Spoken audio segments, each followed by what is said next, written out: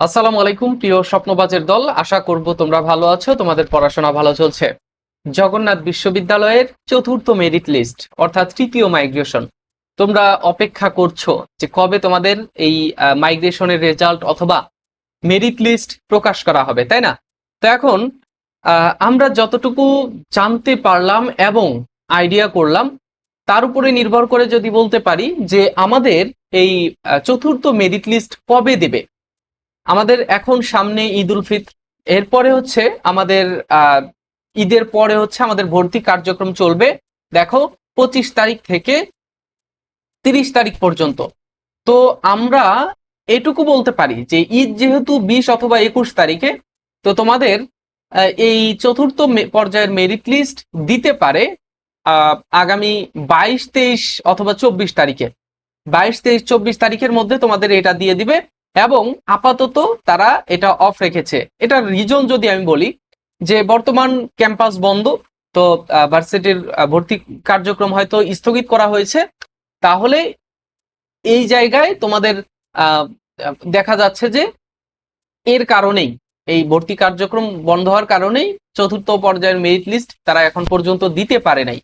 তো যদি এই 2-1 দিনের মধ্যেও যদি দিয়ে দিতে পারে তোমাদের এই চতুর্থ পর্যায়ের মেরিট লিস্ট, তাহলেও অবাক হব না। কেননা বর্তমান এখন থেকে 25 তারিখের আগে যে কোনো সময়ের মধ্যে দিতে পারে, তবে খুব সম্ভবত যে 25 তারিখের আগে 2-3 দিন আগেই তারা এই চতুর্থ পর্যায়ের রেজাল্ট দিয়ে দিবে। ঠিক আছে?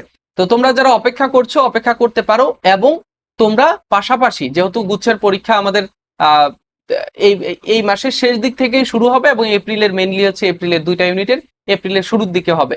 তো তোমরা এপ্রিলের পরীক্ষার জন্য, গুচ্ছের পরীক্ষার জন্য ভালো একটা প্রস্তুতি নিতে চেষ্টা করো। ঠিক আছে? যেহেতু অল্প সময় রয়েছে, ঈদ এই বছর তোমরা না করলে ঈদের কোনো প্রয়োজন নাই।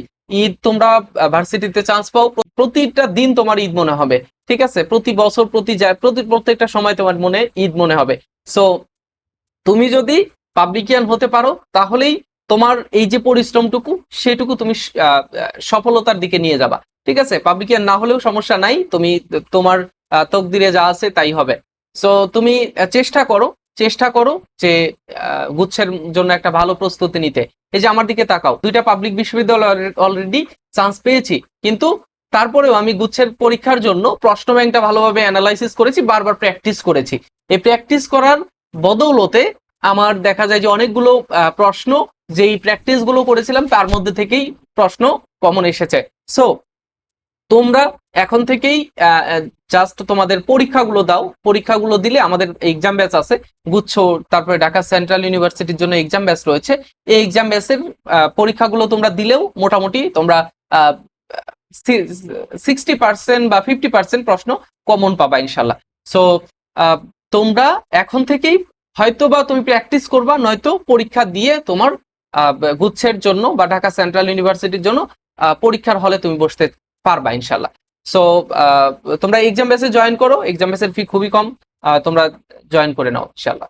তো চতুর্থ পর্যায়ের মেরিট লিস্টে দেখো, আমরা আরেকটা বিষয় হচ্ছে যে চতুর্থ পর্যায়ের মেরিট লিস্টে ভর্তির কার্যক্রম কিন্তু 25 থেকে 30 তারিখের মধ্যে চলবে। এর মধ্যে কি কি করতে হবে? অনলাইনে ফি জমা দিতে হবে, কাগজপত্র জমা দিতে হবে, ফর্ম পূরণ করতে হবে। ঠিক আছে? এবং ফর্মটা নিয়ে সাথে গিয়ে জমা দিতে হবে। তো এই কাজগুলো তোমরা করবা। আর কত কি পরিমাণ টাকা তোমাদের লাগবে ভর্তি হওয়ার জন্য এবং কি কি কাগজপত্র লাগবে এখানে দেওয়া রয়েছে। তোমরা এই কাগজগুলো সংগ্রহ করে এবং টাকা পয়সা ম্যানেজ করে ভর্তির জন্য প্রস্তুত হয়ে থাকো।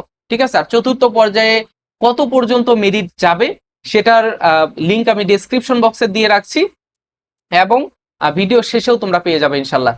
তো পরবর্তী ভিডিওতে দেখা হচ্ছে, কোন বিষয়ে তোমরা ভিডিও চাও সেগুলো আমাকে জানিয়ে দেবে, আমি তোমাদেরকে জানাতে পারবো ইনশাল্লাহ।